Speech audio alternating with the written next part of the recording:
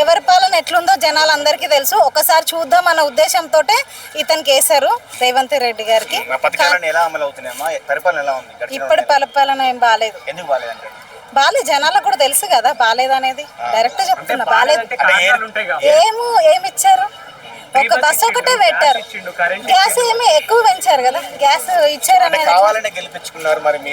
అంటే ప్రతిసారి ఒకరికే కాకుండా చూడాలన్న ఉద్దేశంతో జనాలు కూడా ఈసారి కేసీఆర్ కాకుండా రేవంత్ రెడ్డి గారికి వేశారు. కానీ ఇక్కడ మీ అందరికీ తెలుసు ఆయన పాలన ఎలా ఉందని.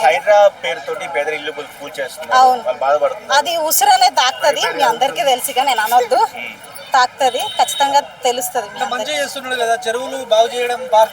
దాన్ని మంచి అంటారా మీరు? నాకైతే మంచి అనిపించట్లేదు, మీకే తెలియాలి.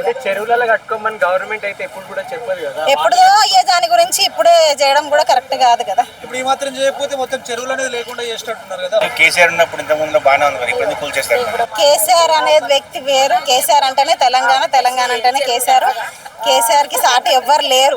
మళ్ళీ నెక్స్ట్ టైం సీఎం ఖచ్చితంగా కేసీఆర్ వస్తాడు. ఒకసారి చూద్దామనే ఉద్దేశంతో రేవంత్ రెడ్డి గారికి వేశారు, అంతేగాని సీఎం ఖచ్చితంగా రేవంత్ రెడ్డి గారికి రాడు, సీఎం అవ్వడు. నేను ఇదే గ్యారంటీ. అట్లా ఏం లేదు. కేసీఆర్ ఎప్పటికీ నెంబర్ 1 స్థానంలోనే ఉంటాడు. ఎప్పటికీ కేసీఆర్ నెంబర్ 1.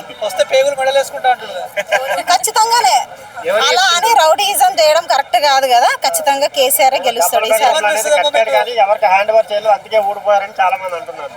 అది వాళ్ళ పద్ధతి. అది మేమైతే కేసీఆర్ కి ఓటేస్తున్నాం, చెప్తున్నాం కేసీఆర్.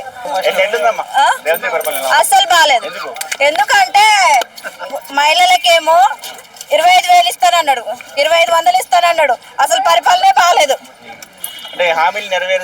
అసలు లేదు, లేరు.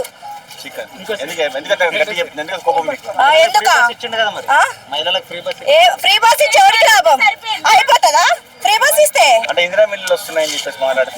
అవి కూడా లేవు, ఏం లేదు. అసలు ఫ్రీ బస్ ఇచ్చి కూడా వేస్ట్.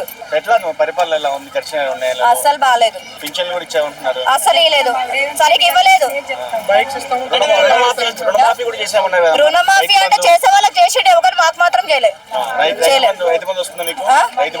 వస్తలేదు.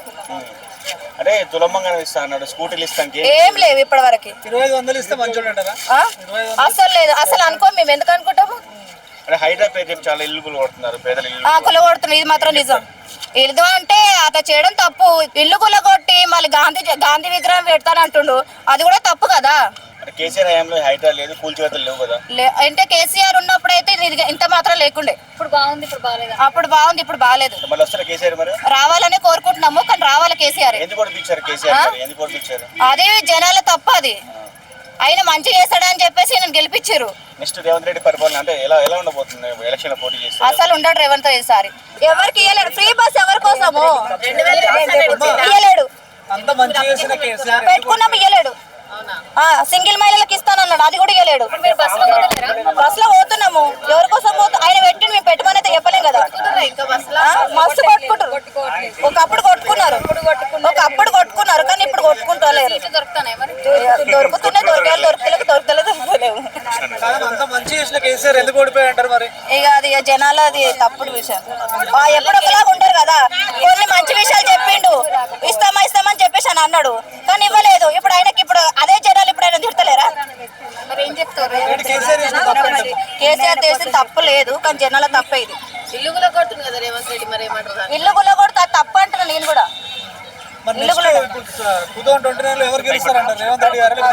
కేసీఆర్ గెలుస్తాడు. కేటీఆర్ ఇద్దరుట్లో ఎవరు వచ్చినా ఓకే, ఎందుకంటే వాళ్ళు ఇద్దరు తండ్రి కొడుకులు కాబట్టి. అంటే రేవంత్ ఇచ్చిన పథకాల్లో ఏమీ అందట్లేదా మీకు? అసలు లేదు మాకు ఇప్పటి వరకు అయితే. రేవంత్ రెడ్డి గారి పరిపాలన బాగుంది సార్.